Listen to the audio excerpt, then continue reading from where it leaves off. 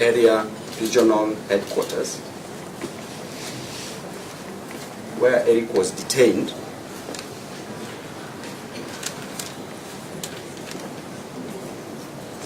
Sought for cash bail, be released on cash bail, and the officer in charge did not grant. I wanted to tell you how petty this country has become. That a case of obstruction, Your Honor, obstruction, a traffic offense, led to Eric Omondi sleeping in a police station from Friday, Saturday night, Sunday night.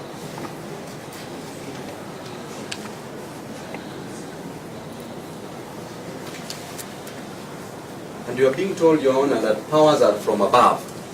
When you go to above, they forward you to another above. And this above has become infinite. Because reporting verbatim seriatim, that is what I was being told. Eric Omondi is a respected member of this society, helping people from one region to the other. He's a humanitarian, Your Honor.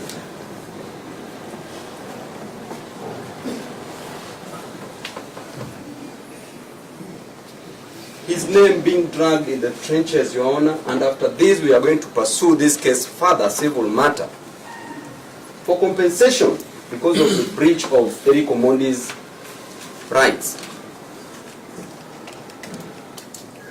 Your Honor, even if we assume that Eric Omondi pleaded guilty, which he has not,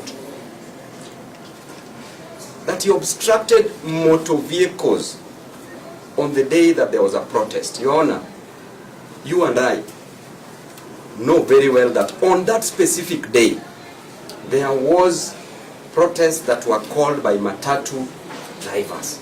Therefore, there was no vehicle to be obstructed in the first place. All matatus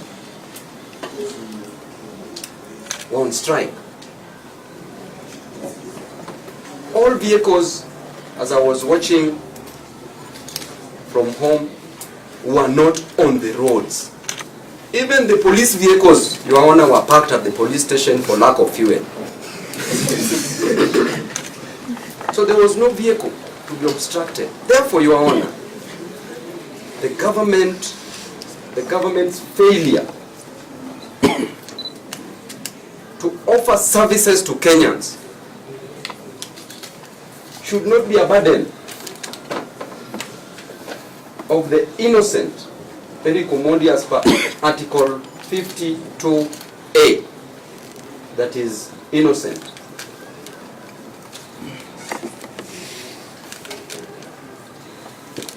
And therefore, Your Honor, the Krinkam Krankum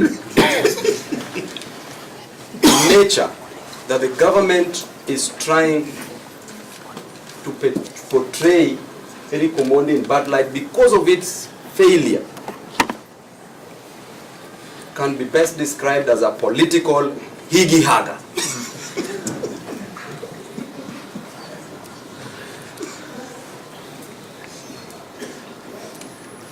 Therefore, Your Honor,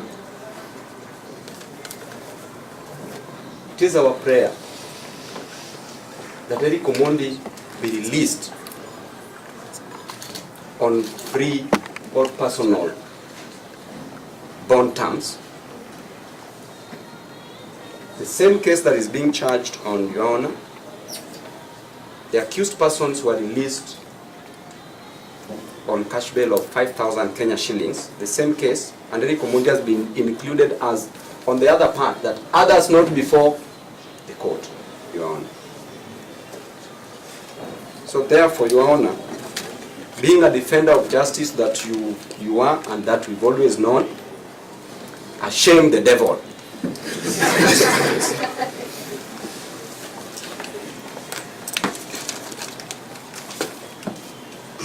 Your Honor, Mr. Mango, I will quickly follow up on legal foundations of Counsel Owino's submissions before you. And what is clearly before you can best be described as an odoriferous saga. Basically, an afterthought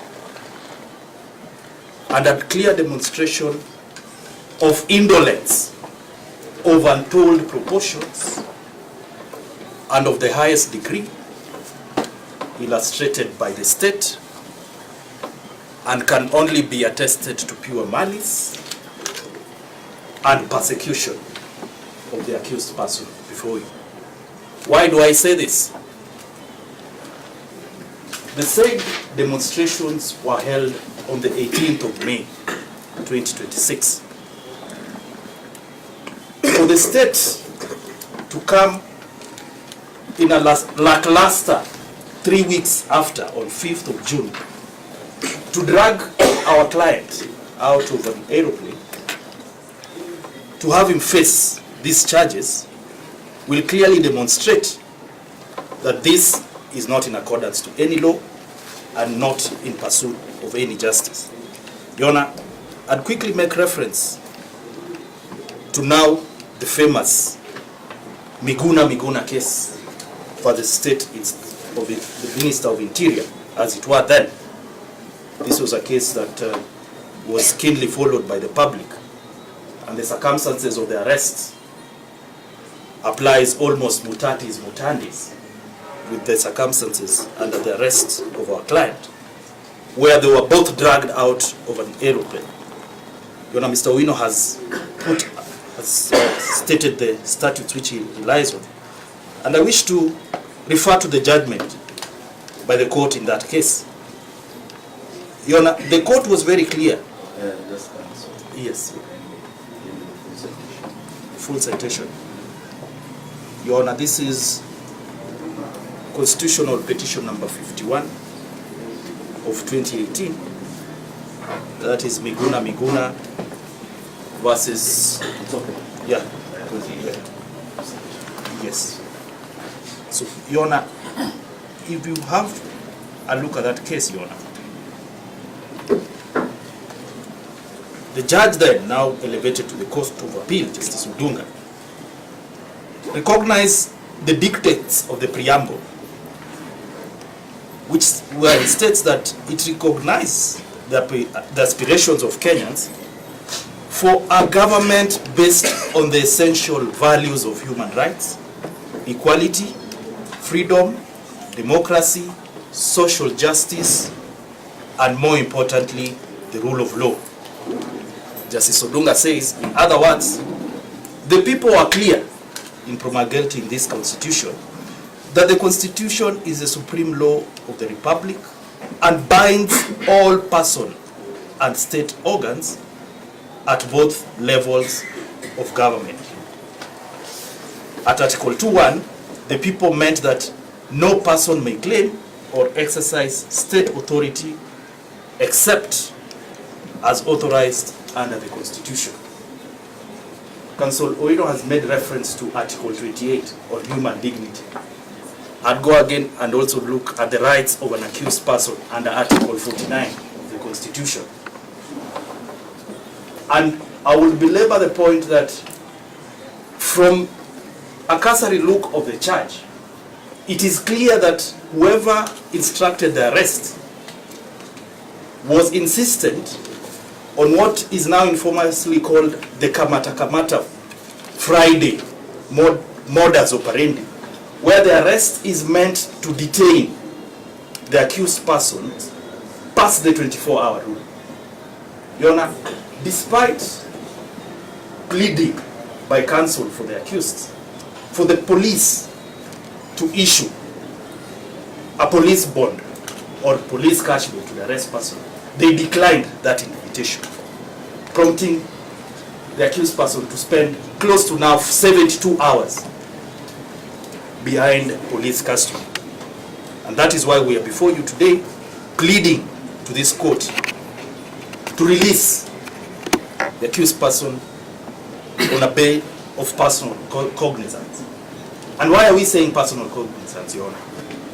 Not long ago, as I sit, because I don't want to take much of your time, we initially appeared before your sister, Honorable Dolphina Alego, and this was the maiden appearance of Honorable Owino when he was admitted to the bar, where in criminal miscellaneous application E2362 of 2025, the DCI has application to withhold one Suleiman Wanjau Bilali and Robert Otiti Elwak for 30 days pending further investigations.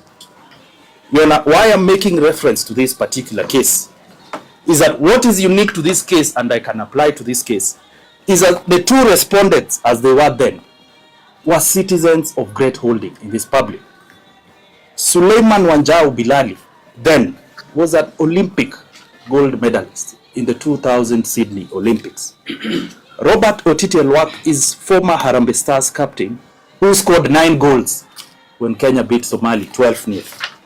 So there is a way and manner in which the criminal justice system has been crafted to now taint this image of Kenyans who have done extraordinary things for this public and things of public interest to help the public good and taint their image and their good work. Mr. Omondi has made us laugh, has made the nation laugh. So, Your Honor, we will be asking this honorable court to consider our application for bail, and for that only reason, release him on bail of personal cognizance. Your Honor, I rest my case. Your Honor, just add one thing in a minute. My name is Nahorenya.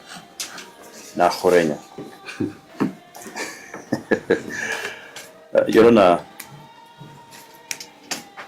we want to urge this honorable court to resist the temptation of escorting the prosecution to realize ulterior motive.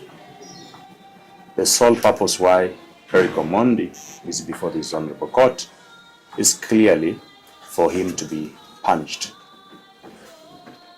Your Honor, I want to urge this court to take notice of the state of affairs in this country. It is very clear that the prosecution has engaged in a fishing spree. Your Honor, given that the right of innocence is guaranteed to the accused person, that right escorts the accused person from now to the very end of determination. Finally, Your Honor, the fact that we made effort for him to be admitted to bond, police bond, and that was denied, Your Honor, we submit that the rights of the accused person now were being subverted. And for that reason, the prosecution has already realized its ulterior motive, objective of pretrial detention. We submit, Your Honor, that for that reason, the accused person has already suffered. His rights have already been subverted. We plead with this honorable court that you admit him to a free bond. I submit. Good morning. Nordin is my name. Yeah, Nordin. When I'm seeking the abuse of person's cognizance, we would like to take court attention to one matter. He was meant to attend a function where he was meant to be paid. Now that particular function is not going to be paid, he had contractual obligations. He was attending a function, an event, as an entertainer that he is, where he was meant to be paid. Now that particular payment will not be done. He has lost income. That particular ticket that he had paid to go, because he was in a plane where he was landed out of the plane, was not very fast. So, the fortunate thing is that he could have been summoned instead of how they went for Rambo movie to get him from the plane. Mark you, all those individuals in the plane are potential clients to him as entertainer. So who is meant to contract him again if they see him as a criminal?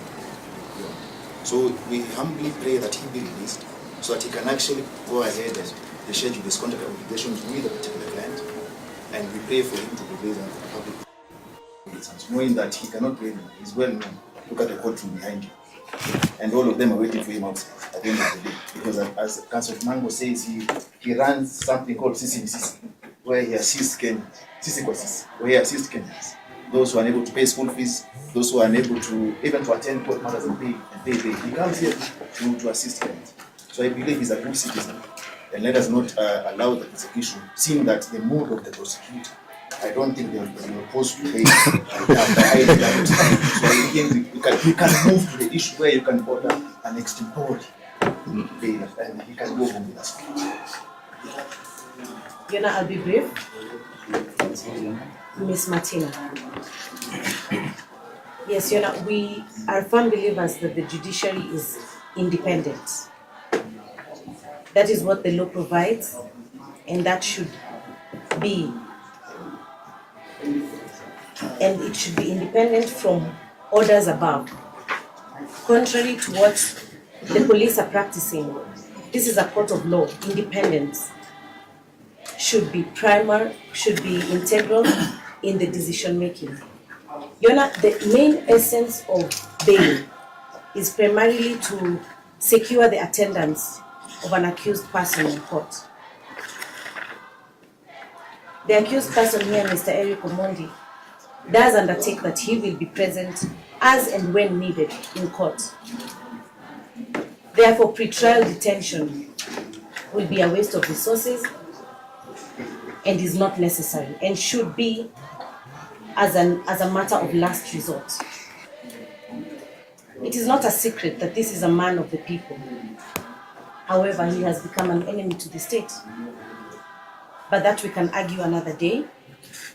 But as of today, Your Honor, there is absolutely no justification or no compelling reasons that have been fashioned by the prosecutor to deny Mr. Omondi bail.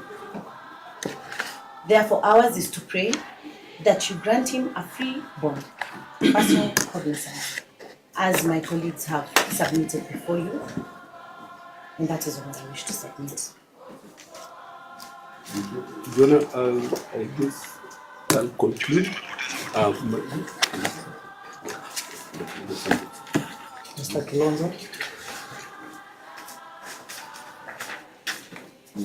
Your Honor, in agreement with the sentiments of my fellow counsels, I'd like to point out that the Oxford Dictionary defines compelling reasons for something so grieving, so strong, so convincing, and undeniable.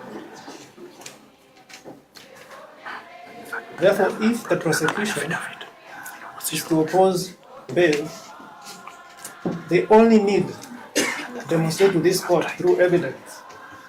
And our client, they cannot be able to trace our client, being that he is a public personality, and that it is very convincing. Mr. Eric Omondi shall not attend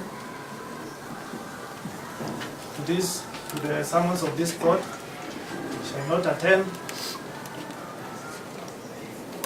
and shall not comply with the directions of this court.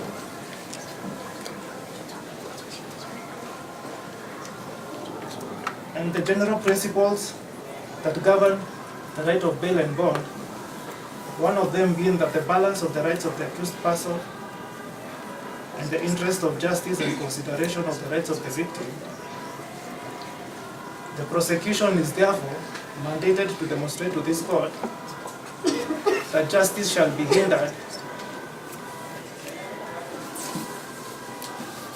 if our client is not released on bail.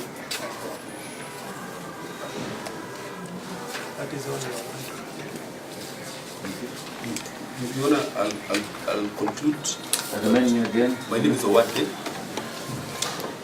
I appear today by. I think Mr. Babu had something else to say, to add. 1 minute. Just 1 minute, Your Honor. Something has just crossed my mind, that the charge is obstruction of motor vehicles in town. Your Honor, if you are generous enough, if you can give us warrant of arrest to arrest the said DCI officers who went to JKIA to obstruct a plane while it was almost taking off, Your Honor. We will not need the DCI to make the arrest. We have enough citizens here. We can go and make citizens arrest.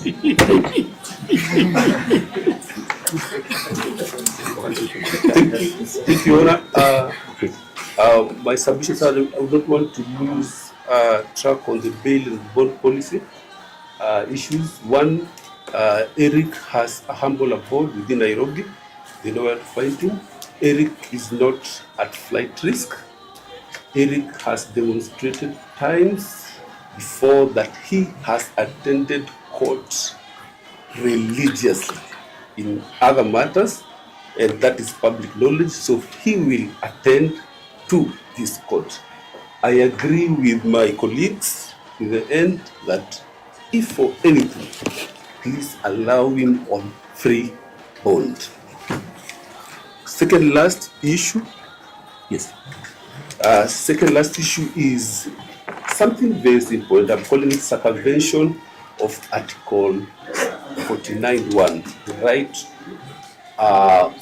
for the accused person to be brought to court within 24 hours.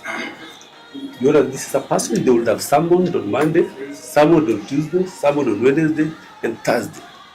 But they strategize to arrest him on a Friday. The goal is to circumvent the 24-hour rule. This circumvention I can equate to tax evasion, where somebody decides he's not going to pay tax but use different mechanisms to evade the tax. It is criminal. Now, this form of circumvention that the DCI and the prosecution have done is in itself unconstitutional because it has led to illegal detention of Eric Omondi. We are starting this game 1-0 down. Eric has been illegally detained. His rights have been trampled upon. Today, we plead with you to raise the game to either 1-1 or 2-1. That is, allowing you on free bail. We will come before you and defend the matter accordingly. Unless any of us, because I know you are so many of our colleagues, has something else to say, we will allow you. Good morning. After all is said and done, my name is Pius Oyo.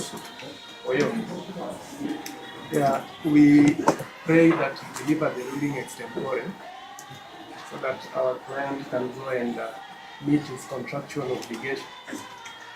I'm reminded you should also go and fetch him. That is all.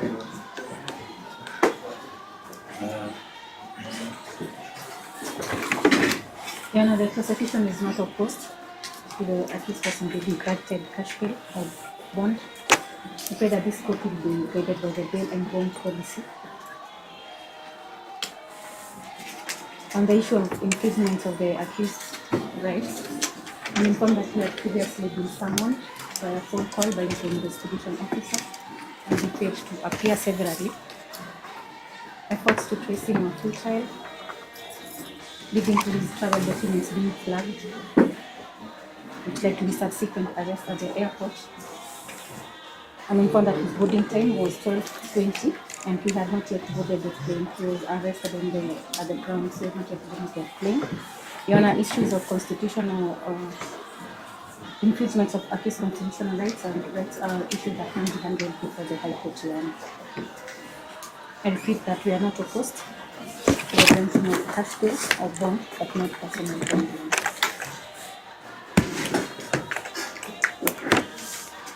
As we proceed, one thing that is important, his mobile phones were confiscated again for crime of obstruction. I don't know why his phones were confiscated. One is iPhone.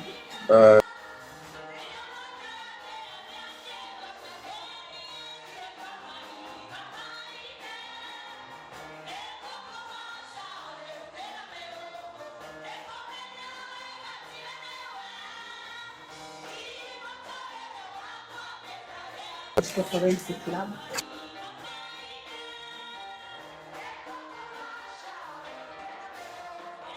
The Redmi Note 14 Pro. his arrest. And now that there is no affidavit on record by the said investigating officer surrounding the circumstances, because we hold a totally different position. Your Honor, it is clear, first of all, he was not flying outside the country. He was flying to Kisumu. So there was absolutely no need even to confiscate his travel documents. In fact, it is a government and plea before this court that he lost his economic income because he was to perform in a show which he now did not attend due to the arrest. So that is not factual. Just a clarification on that.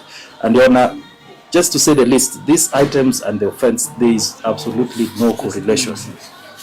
There is absolutely no correlation with a traffic offense. I don't know what it has to do with forensics with a phone. It is just another way to circumvent and deny him his personal property. I mean, iPhone, is it a 14? 14. That is high-end kind of machine that is used to procure proper services to the client. So he's being denied his right to income without Tools having of the trade. That's his tool of trade, yeah? Yes. His tool of trade.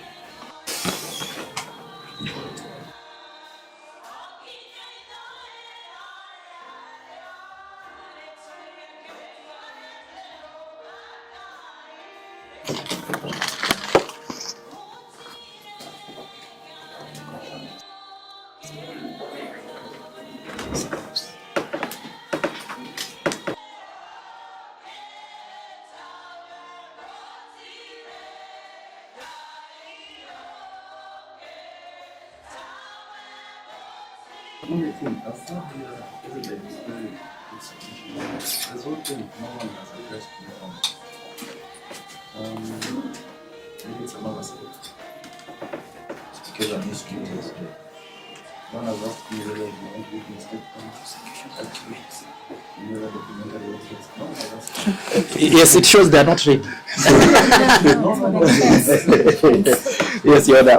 For purposes of pretrial disclosures, we would seek that they expedite. We want to crash this. He has a lot of things to focus on. We finish the expeditions, hearing and determination of this offense. So if it could be furnished with the statements that they wish to rely upon, and any other documentary evidence that even now we are able to pick, so that we can have the inventory. And in fact, the items that Mr. Wade made reference to, Mr. Omondi says that he signed an inventory of the same.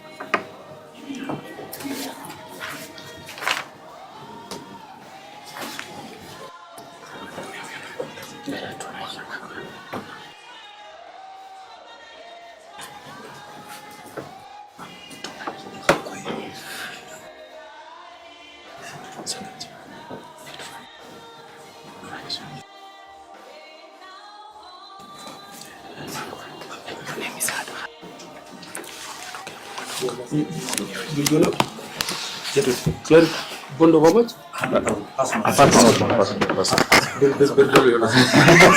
Just one review that I needed to put across. If on the issue of the mobile phone, because the phone yes.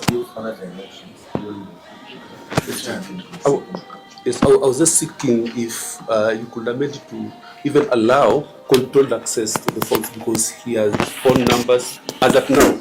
Because that's where his business is. Yes.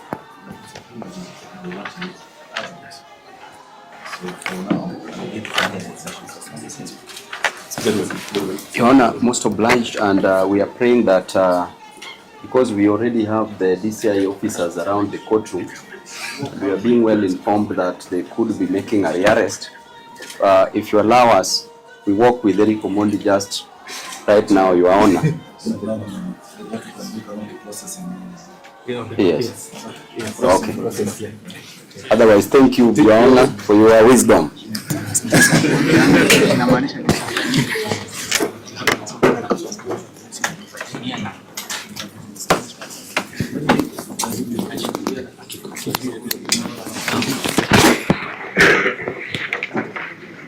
Twenty.